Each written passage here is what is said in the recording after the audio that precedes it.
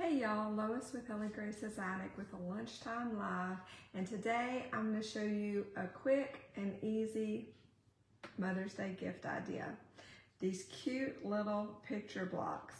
Okay, I've done these before for you guys, but it involved transferring the picture directly onto the wood with Mod Podge. It took like 24 hours, and then you rubbed off the paper and the picture had reverse transferred onto the wood.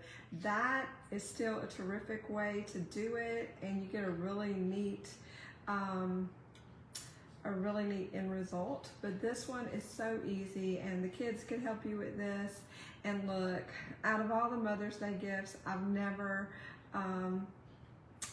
given a sentimental gift like this that wasn't appreciated, and I've never received one that I didn't appreciate. So this would be fun to do. This is a 3.5 by 3.5 wood block. You see, I've just painted it white. I sanded it down, distressed it a little bit, and I'm gonna show you how to do that.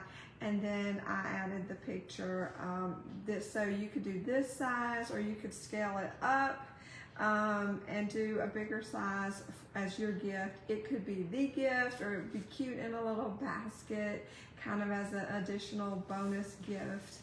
But it's a great Mother's Day idea. Most of us have some wood somewhere that we can reuse, recycle, and turn into a treasured thing for Mom. So I'm going to show you how I did this. So like I said, I had a piece of wood. I trimmed it up to this 3.5 by 3.5 size, painted it white, distressed it. And so we're going to take, when that's all nice and dry, just some good old Mod Podge, okay? I'm going to take a sponge brush, and I'm going to brush that on there. Now, you've seen me do this before with like scrapbook paper and stuff, but you can do it with pictures as well. So I take my Mod Podge, and I'm just going to add a nice layer directly onto my wood block, okay? So good layer, get to the corners, and we'll put that to the side. And we're gonna let that dry, so I'm gonna move that over. I got a little bit of sponge right there, so I'm gonna pull that off. My sponge has been used a few times, so it's pulling apart. So I'm gonna put that to the side and let that dry for just a minute. We're gonna do a little rotating here, and then I just have another picture. The first one I showed you was black and white. I printed this one in color. It's on a regular sheet of paper. And I have a LaserJet printer, so that would work just fine, or if you need to make a copy, that should work just fine as well. I don't think it really matters for this project what kind of printer you use. I did size it though, when I did it on the computer, I sized it down to the size I needed, which was 3 by 3. I made it a little bit, 3.5 by 3.5. It might be a little bit wider than that, but I'm gonna show you what to do. If it is a little bigger, we're gonna trim it down once we get it onto the block. So I'm just trimming around it to where all I have left is my image. I'm gonna move this over to the side. And this is not entirely dry. It usually, let me see, I think I have making sure I have my dryer plugged in. I'm gonna make a little noise.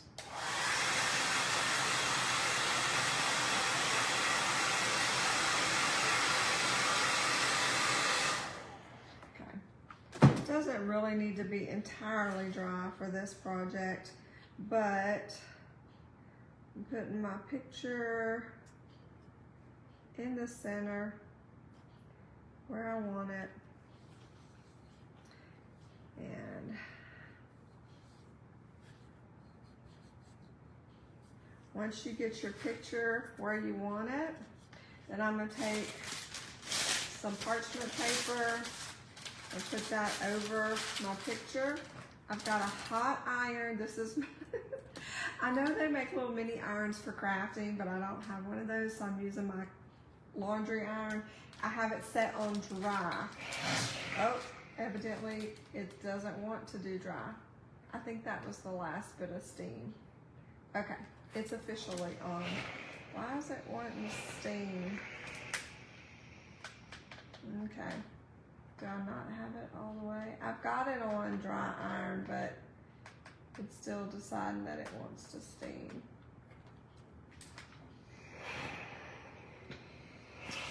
Hold that thought. Maybe it just needs to empty the steam.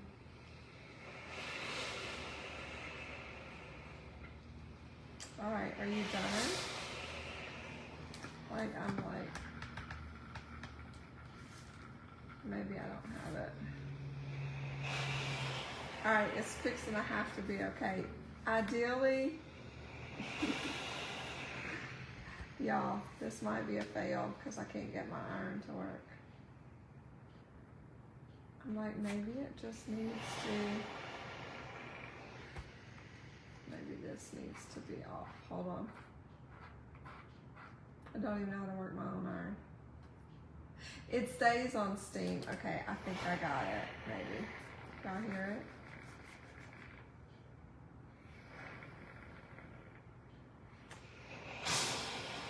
Bless America. Okay.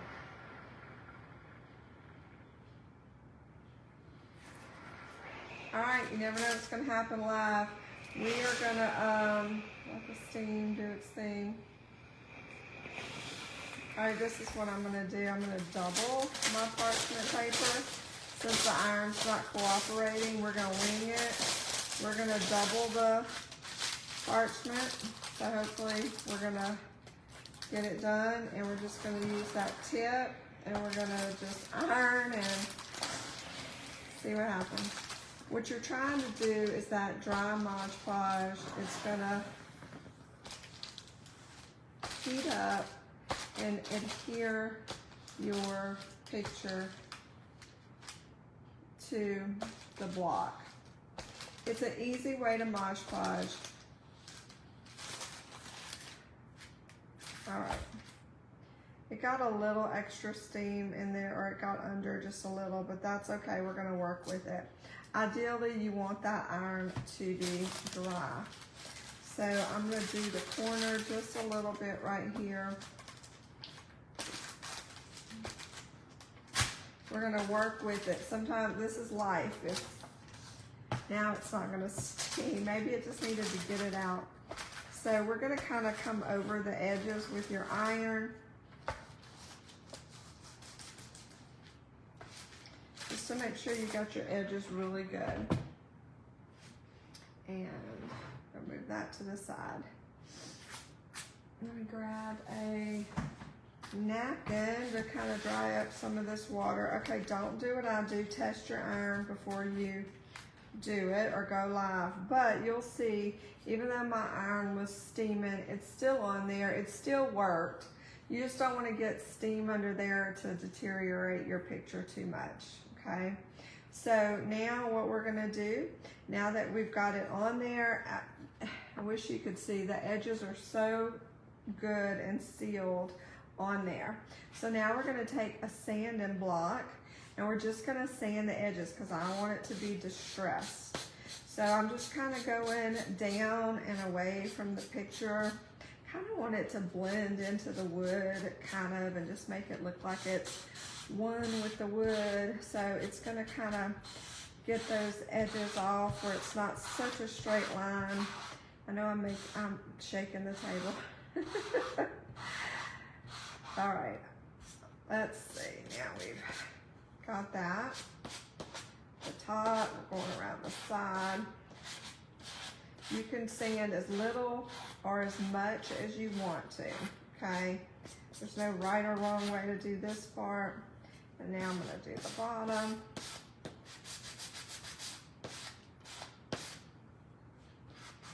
My sweet mama is no longer with us. She passed in 2018. So this block is just gonna be for me. I'm gonna put it in my little art studio here. I'm gonna kind of go over the picture just a little bit so it's all evenly matched. All right, when you get it as distressed as you want to, you can kind of dust it off, and this is what we're left with. So I have black and white on one side, which you'll see that one was a little bit more to size. And then we have the color one here. So now what I'm gonna do, I wanna just give it a little fun effect, just a little bit more. This is where the kids can come in. The kids could do the sanding. They could even do the putting the picture on their part. They could paint the block. You're gonna have to help them with the hot iron. But what I have is I have some Waverly Truffle paint here. This is chalk paint, matte finish. I got this at Walmart. And then this is Folk Art Metallic Sahara Gold. You can use whatever colors you want. This is what I used on the other side, so I'm gonna just do the same on this side. I just got a good old, you can tell it's been around the block, chippy brush. And I'm just gonna tip or stick the tips very lightly into that truffle brown. And we're just gonna kind of brush over the edges, kind of a little bit at the top, just very lightly. Just, you'll see it's just adding a little bit of distressing. I'm going right over the picture, the top and the bottom. Again, you can use whatever colors you like. And I'm not even gonna wash it or anything. I'm just gonna kind of dip in the gold a little bit, and I'm just gonna brush this directly, like lightly over the picture.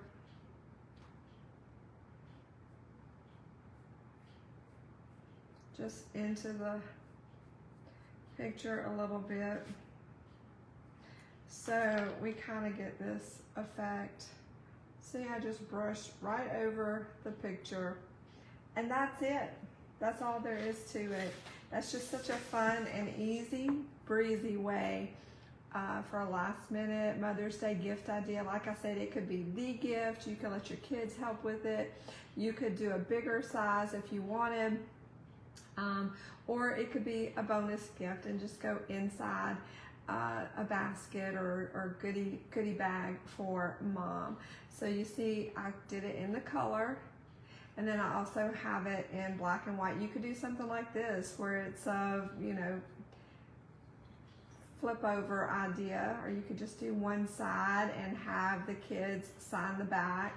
So anyway, I hope this helps with your Mother's Day gift giving. I know some moms are really hard to gift because they buy everything.